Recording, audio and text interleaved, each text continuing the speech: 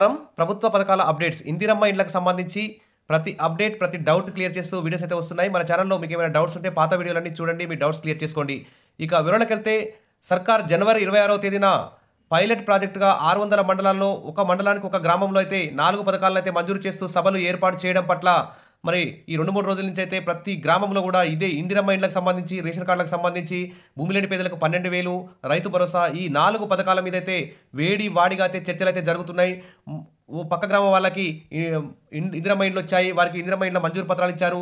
మరి మా గ్రామంలో ఇవ్వలేదు. మా మండలంలో ఒక ఊరికే ఇచ్చారు అని ఈ విధంగా ప్రతి గ్రామంలో కూడా చర్చ అయితే జరుగుతుంది. ఇక గణతంత్ర దినోత్సవాన్ని సందర్భంగా కాంగ్రెస్ ప్రభుత్వం అయితే మండలానికి ఒక గ్రామంలో మరి 4 పథకాలను ఇందిరమ్మ ఇళ్లను కూడా మంజూరు చేసినటువంటి విషయం మనందరికీ తెలిసిందే. దాదాపు 72,000 మందికి రాష్ట్ర వ్యాప్తంగా ఇందిరమ్మ ఇళ్లు అయితే మంజూరు చేసింది. కొంతమందికి ఒక 20,000 మందికి రేషన్ కార్డులు కూడా జారీ చేసింది.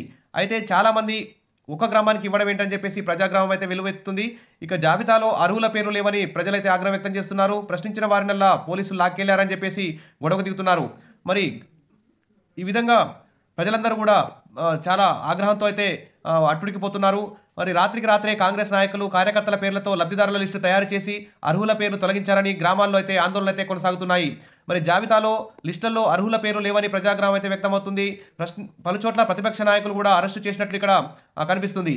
ఇక అడిగితే పథకాలు రావు, నోరు మూసుకోవాలి, అంతర్ని గ్రామస్తులపై అధికారుల జులుం, పలుచోట్ల సంతకాలు లేకుండానే మరి ఇందిరమ్మ ఇళ్ల మంజూరు పత్రాలు ఇచ్చారని చెప్పేసి ఇక్కడ ప్రజలందరూ కూడా ఆందోళన వ్యక్తం చేస్తున్నారు. కాబట్టి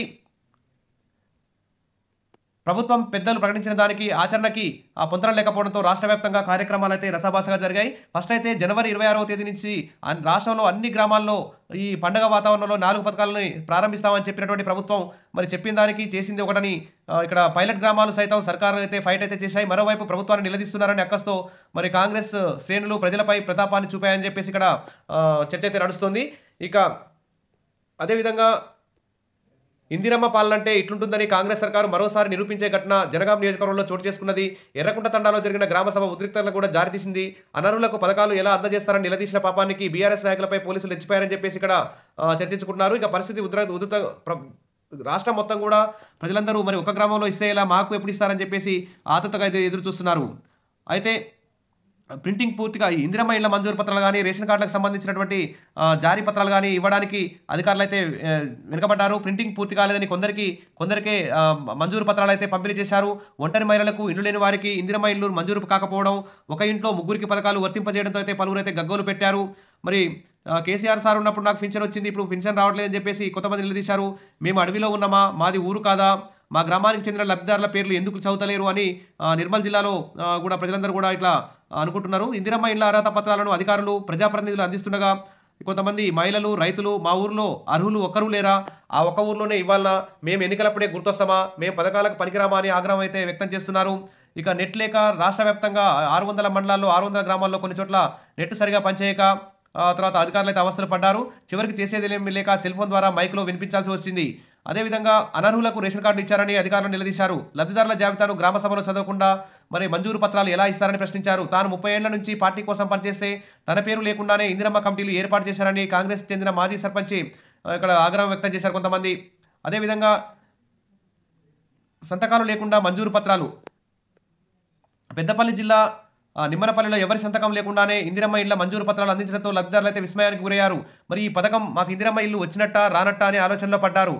కమాన్పూర్ మండలం రొంపికుంటలో 10 మంది చొప్పున మంజూరు పత్రాలు అందజేయగా మిగిలిన వారికి ఎప్పుడు ఇస్తారని గ్రామస్తులు, బీఆర్ఎస్, బీజేపీ నాయకులైతే ప్రశ్నించారు.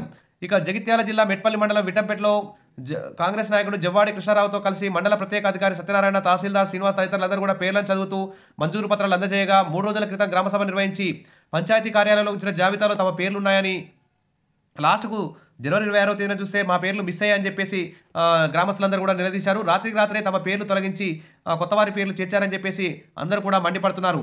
ఈ విధంగా జనవరి 26వ తేదీన మండలానికి ఒక గ్రామంలోనే దాదాపు రాష్ట్ర వ్యాప్తంగా 13,000 గ్రామాలుంటే కేవలం 600 గ్రామాల్లోనే ఈ పథకాలు ప్రారంభించడం పట్ల మిగతా ప్రజలందరూ కూడా, ఆశావాళ్ళందరూ కూడా చాలా అసంతృప్తితో ఉన్నారు. కాబట్టి ప్రభుత్వం వెంటనే కొత్త దరఖాస్తుల్ని, పాత దరఖాస్తుల్ని కలిపి ఇప్పుడు ఈ లిస్టులన్నింటినీ పక్కన పెట్టేసి మళ్ళీ ఫైనల్గా ఒక లిస్టు తయారు చేసి ఆ లిస్టు ద్వారానే సొంత జాగా ఉండి ఇల్లు లేని నిరుపేదలకి గ్రామ సభలు పెట్టి, గ్రామ సభల్లో ఇందిరమ్మ కమిటీల ఆధ్వర్యంలో తర్వాత ఎమ్మెల్యే, తర్వాత మండల స్థాయి అధికారులు, ఆర్డీఓ, కలెక్టర్, ఇన్ఛార్జి మంత్రి ఆధ్వర్యంలో ఫైనల్ లిస్టు తయారు చేసి పారదర్శకంగా ఇందిరమ్మ ఇళ్ళు మంజూరు చేయాలి. రేషన్ కార్డులు కూడా మంజూరు చేయాలి.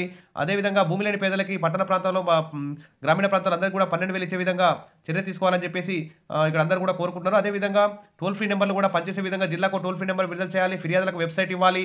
తర్వాత 5 లక్షలు కాకుండా 6 లక్షలు 6,20,000 కేంద్ర ప్రభుత్వం ఎలాగో ఒక్కో ఇంటికి 1,20,000 ఇస్తుంది కాబట్టి రాష్ట్ర ప్రభుత్వం మిగతా 5 లక్షలు ఇస్తే మొత్తం 6,20,000 అవుతుంది. ఇల్లు కట్టుకునే అవకాశం ఉంటుంది. ఇసుక కూడా ఫ్రీగా ఇవ్వాలి. స్టీలు సిమెంట్ కూడా తక్కువ ధరకు ఇవ్వాలని చెప్పేసి అందరూ కూడా కోరుకుంటున్నారు. ఇంకా ఎవరైనా అప్లై చేసుకోకపోతే వెంటనే వైట్ పేపర్ మీద రాసైనా ఇందిరమ్మ ఇళ్ళ కోసం రేషన్ కార్డుల కోసం అప్లై చేసుకోండి. మీకు అప్లికేషన్ ఫామ్ కూడా ఎలా నింపాలో కూడా మన ఛానల్లో వీడియోస్ ఉన్నాయి. అవి కూడా చూడండి, అప్లై చేసుకోండి. Wish all the best. ఇంకేమైనా డౌట్స్ ఉంటే కామెంట్ సెక్షన్లో పెట్టండి. సబ్స్క్రైబ్ చేసుకోండి. వీడియోస్ అయితే లైక్ చేస్తుంటే థ్యాంక్ యూ.